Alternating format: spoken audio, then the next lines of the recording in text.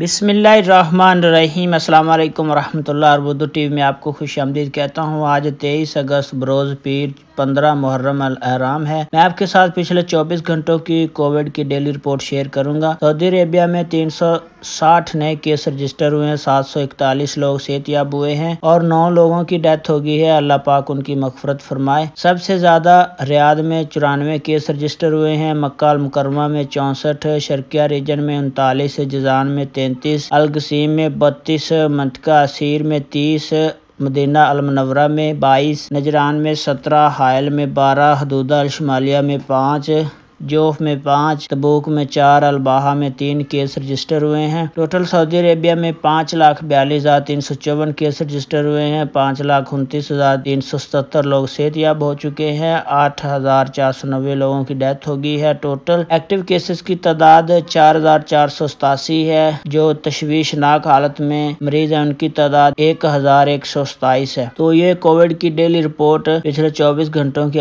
آپ کے ساتھ شیئر کر رہا تھا۔ ویڈیو دیکھنے کا بہت بہت شکریہ۔ السلام علیکم ورحمۃ اللہ۔